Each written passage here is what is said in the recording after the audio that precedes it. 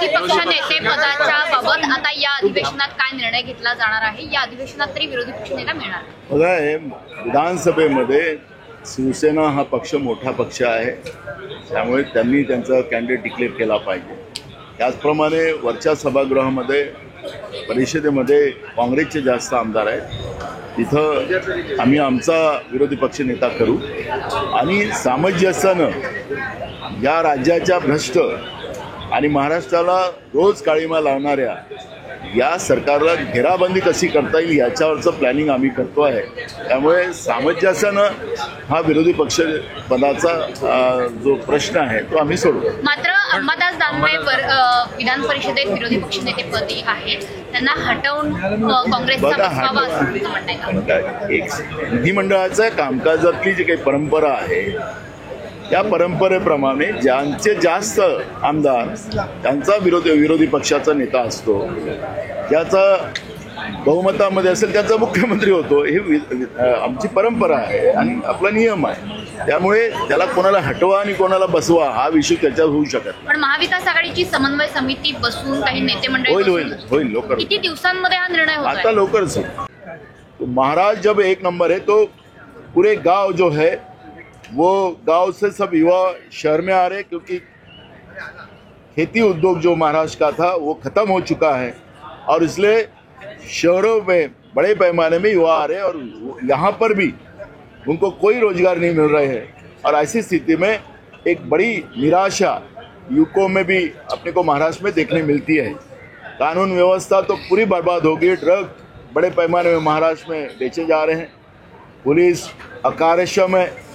बीड़ की घटना में और परभनी की घटना में जो लोग गुनहगार है उनको सरकार बचा रही है, यही हमने देखा है. एक गुनहगारों को सपोर्ट करने का काम सरकार कर रही है और इसलिए महाराष्ट्र में क्राइम जो बढ़ते जा रहा है उसका रीज़न ही जो है वो सरकार उसकी जवाबदार है. और ऐसी कई घटना है कि वो घटनाओं को हम ये असेंबली में उठाएंगे और सरकार को उसका जवाब देना पड़ेगा. नेता प्रतिपक्ष के मुद्दे को लेकर शिवसेना उद्धव ठाकरे गुट जो है वो अपनी तरफ से नाम देने जा रहा है. महाविकास आघाड़ी में क्या ये सहमति बनी है कि कौन नेता विपक्ष बनेगा? देखो, एक सिंपल लाइन है. महाराष्ट्र के विधानसभा में अपोजिशन में उनके संख्या ज़्यादा है तो स्वाभाविक है उनका अपोजिशन लीडर बनेगा. अपर हाउस में कांग्रेस का अपोजिशन लीडर बनेगा. जहाँ वहाँ हमारी संख्या ज़्यादा है, कांग्रेस की संख्या ज़्यादा है, तो जिसकी संख्या ज़्यादा है उनका रहेगा. उसमें कोई तनाव करने का कोई कारण नहीं है. हमको सरकार. लेकिन ऊपरी हाउस में शिवसेना उद्धव ठाकरे गुट के अंबादास दानवे इस समय नेता प्रतिपक्ष है. क्या उन्हें हटाने की मांग आप कर रहे हो? नहीं, हटाने की बात नहीं है. जो नियम होता है, जो विधिमंडल के जो नियम होते हैं उसके आधार पे हम बात कर रहे हैं. किसी को हटाना, किसी को बड़ा बिठाना, ये नहीं हो सकता. जो भी है वो नियम के साथ हो और महाविकास आघाड़ी उसके आधार पे आगे जाए और सरकार को पूरे घेराबंदी करे. ये भूमिका कांग्रेस पार्टी की है. आदित्य ठाकरे रहेंगे चेहरा विपक्षी नेता का. देखो, उनके पार्टी से किसको देना है वो उनका अधिकार है. उसमें हमें उनके कौन अपोजिशन लीडर बनाना वो उनका दायित्व है.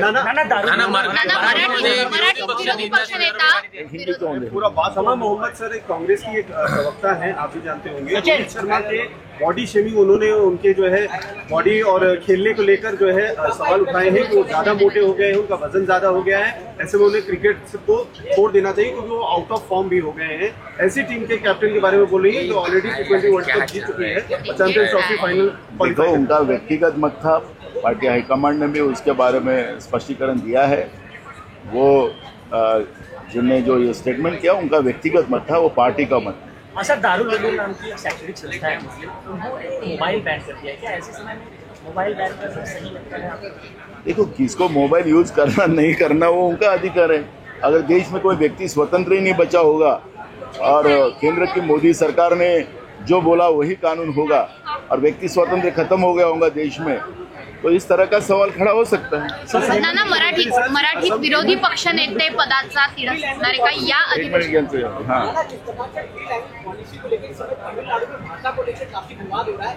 हिंदी लैंग्वेज को थोपा जा रहा है वहाँ की सरकार के लिए। हिंदी लैंग्वेज पॉलिसी को लेकर आपका क्या कहना है? किस तरह विचार? देखो, हर राज्यों को हमारी संवैधानिक व्यवस्था वो सांघिक प्रणाली वाली है। हर राज्य को अपनी पॉलिसी बनाने का अधिकार है। केंद्र सरकार को किसी की बातों को थोप नहीं सकती। तो सांघिक प्रणाली के आधार पे कौन से राज्य क्या क्या निर्णय लेंगे वो उनका अधिकार है। अब आपने देखा होगा कि मध्य प्रदेश की सरकार ने 5 रुपए में बिजली के कनेक्शन किसानों को देने के वादा किया, तो उनका अधिकार है। तो राज्य सरकार ने अगर फ्री में देना है तो राज्य सरकार दे सकती है।